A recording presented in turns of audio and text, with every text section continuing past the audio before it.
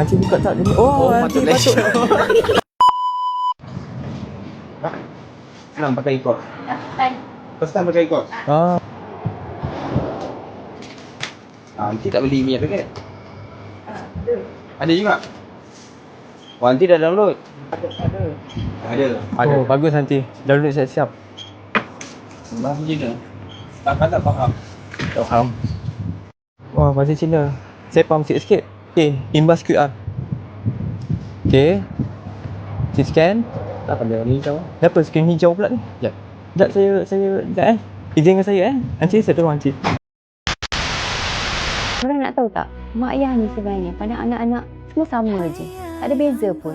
Jadi bila balik tu, tak perlu cerita pasal pangkat ataupun gaji yang besar. Apa yang korang perlu bawa adalah barang-barang daripada jualan ramah sempena persiapan Hari Raya. KPDM Melaka anjurkan jualan ramah di 113 lokasi sempena persiapan Hari Raya. Macam mana nak tahu lokasi? Layari website pjrm.kpdn.gov.my ataupun muka buku KPDM Melaka. Ingat, ada rindu boleh diubati. Tapi bila sampai masa ada rindu hanya boleh diubati di pusara. Selamat Hari Raya, maaf zahir dan batin. Ikos. Oh, ini dia ikos. Okay, lepas tu imbas kod QR. Masih lagi hijau. Nanti buka tak dia ni? Oh, nanti patut. Kamera tutup dengan stiker hijau. Tahaya. Nak bila pun tak boleh nanti. Nanti kena buka dulu stiker hijau tu. Jadi sampai ke tengah malam sama juga nanti. Okey.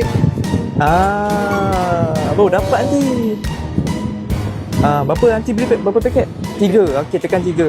4. Okey lah, ada juga bekalan kat sini. Sentiasa top up lah. Setakat ni ada warga asing tak datang beli minyak masak paket? Tak ada lah. Ada seorang tapi saya tak bagi. Awak tak bagi lah? Suruh dia beli minyak botol banyak-banyak. Itu terbaik lah. Dia marah. Oh, dia marah? Marah dia balik lah. Tak boleh, warga asing tak boleh. Sebab kita ada kuasakan peraturan baru. Larangan kepada warga asing untuk membeli minyak masak paket.